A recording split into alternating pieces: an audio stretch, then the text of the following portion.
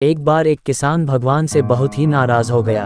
किसान बहुत मेहनती था, बहुत मेहनत से वह खेतों में अनाज उगाता, उसकी देखभाल करता, पर अक्सर उसकी फसल खराब हो जाती।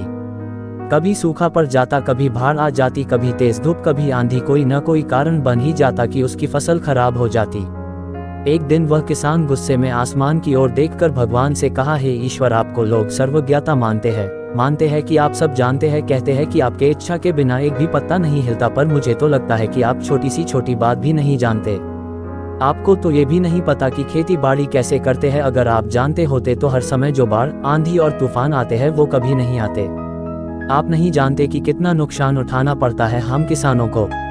यदि आप मेरे हाथ में ये शक्ति दे दे कि जैसा मैं चाहूँ वैसा मैं मौश कर दूं, फिर आप देखना मैं अन्य के भंडार लगा दूंगा।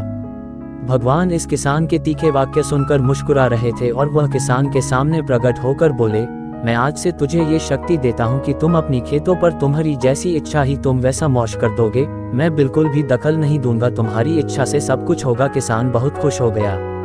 किसान ने गेहूं की फसल अपनी खेतों में बोई। जब उसे लगा कि खेतों को धूप चाहिए तो खेतों को धूप मिले, जब पानी बरसना चाहिए तभी पानी बरसा। आंधी, तूफान, बाढ़, कुछ भी उसने अपने खेतों पर आने नहीं दिया। किसान के खेत में इस वर्ष ऐसी फसल हुई जैसी कभी नहीं हुई थी।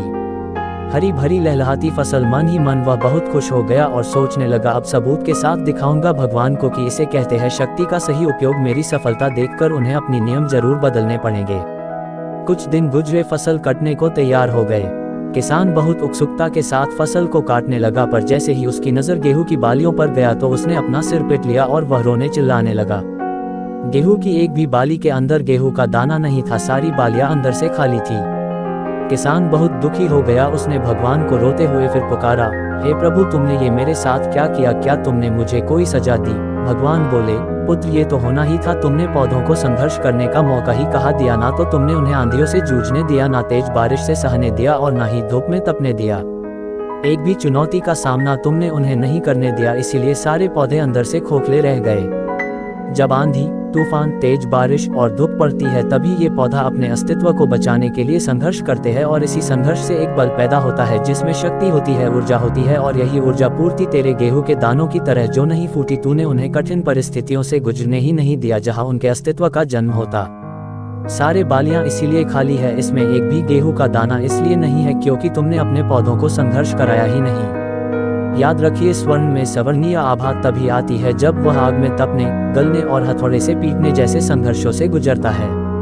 कोयले का टुकड़ा हीरा तभी बनता है जब वह उच्च दाब और उच्च ताप की मुश्किल परिस्थितियों से गुजरता है। इसी तरह यदि हमारी जिंदगी में कोई संघर्ष ही ना हो, कोई चुनौती ही ना हो, तो हम भी गेहूं की बालियों की तरह खोखले रह जाएंगे, कोई अस्तित्व नहीं होगा हमारा।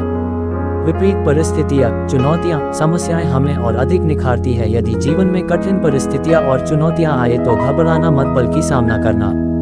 विश्वास करना कि आप और अधिक निखर जाओगे और अधिक मजबूत बन जाओगे। किसी ने कितना सही कहा है, जिंदगी जीना आसान नहीं होता, बिना संघर्ष कोई महान नहीं होता। जब तक ना पड़े हथौड़े की चोट तब तक पत्थर भी भगवान नहीं होता। आपको वीडियो अच्छी लगी हो तो वीडियो को लाइक करें और चैनल को सब्सक्राइब करना बिल्कुल ना भूलें।